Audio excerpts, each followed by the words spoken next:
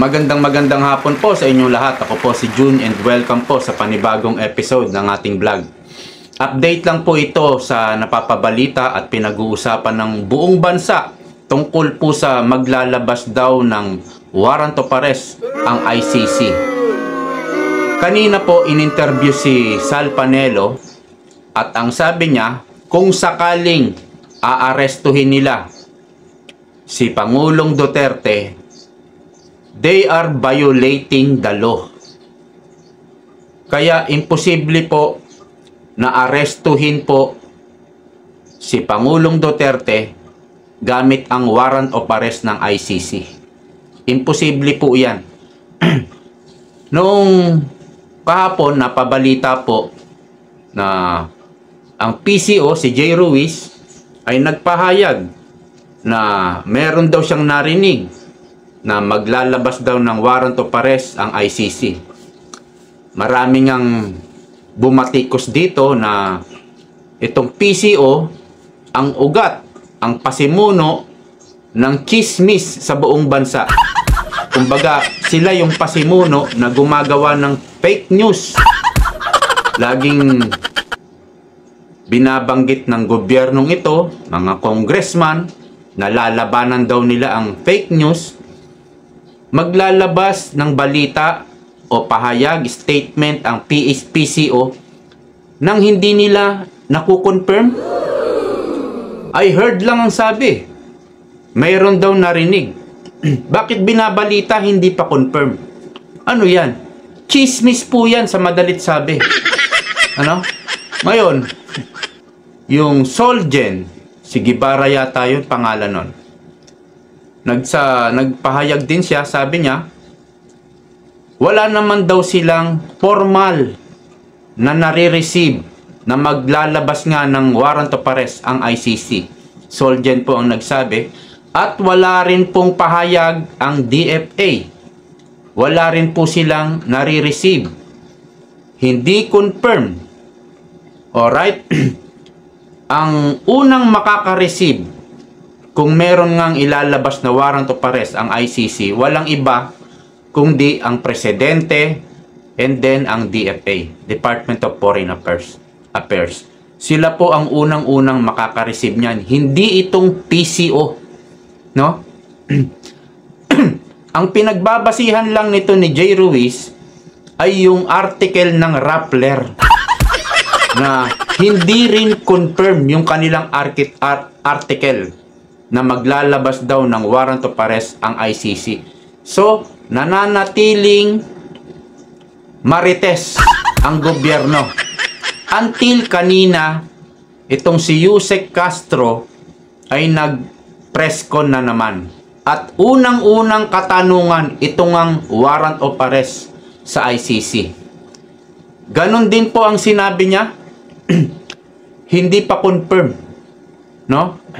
Wala rin silang formal na nare-receive na warrant of arrest. So, nananatili pong chismis. Hindi natin alam kung nagpapalabas talaga sila ng fake news para matakpan ng GAA. Yan ang sinasabi ng ibang vlogger. Matakpan ng BICAM, mga blank items, PhilHealth. Parang nagkikreate sila ng malaking ingay para matakpan yung mga corruption, mga lumalalang krimen, na andyan yung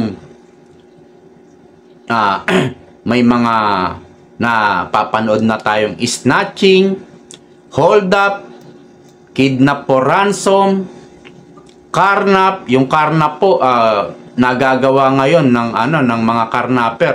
Ang kinakarnap na nila ay mga rent a car, no? So parang pinagtatakpan na naman nila yung mga kapalpakan nila. Isa na rito yung pagbagsak ng tulay. Laging kung mayroong mga ganitong usapin, gumagawa lang sila, nagkikreate lang sila ng ibang istorya para matakpan lahat ng mga kapalpakan, anomalya. So yan po yung sabi ng ibang mga vlogger na napanood natin. Ngayon, In-interview po kanina lang si Sal Panelo, ang dating legal advisor ni dating Pangulong Rodrigo Duterte. Ang sabi niya, ang sabi kasi ng gobyerno, they are ready. Sabi ng gobyerno, ready daw sila to assist the Interpol. Interpol kung magpapalabas daw ng warrant of arrest ang ICC, no? Ang sabi ni Sal Panelo, that's impossible. They cannot do that. Sabi po ni Sal Panelo, dahil ang gawain lang ng Interpol, ang Interpol kasi ay isang agency o international agency na ang kanilang ginagawa ay to share information about whereabouts dun sa hinahunting, kunyari mayroong nagtatago, no? Halimbawa, taga Korea o Korea, may tumakas doon na wanted pumunta sa Pilipinas. Kung member ng Interpol ang Korea at ang Pilipinas, sila po ay makikipag-coordinate, no? Yung Interpol sa Korea makikipag-coordinate sa Interpol ng Pilipinas, no?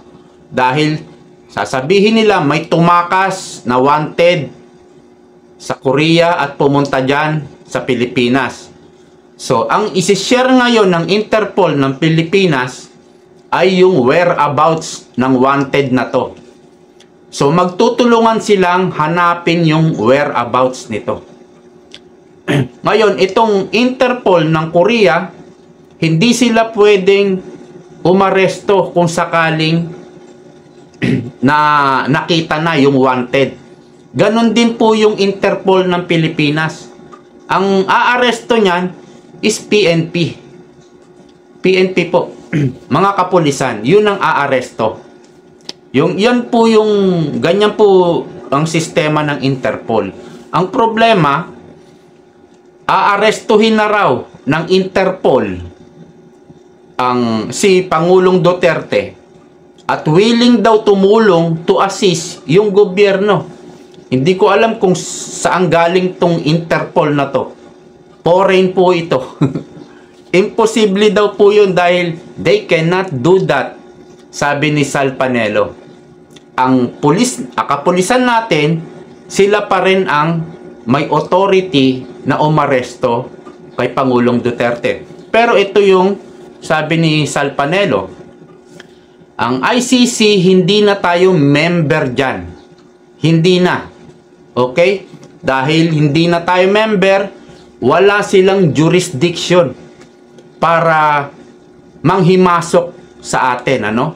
At kung pababayaan ito ng gobyerno ni Marcos, parang sinabi niya na ang ating judiciary, ang judicial system natin ay walang kwenta.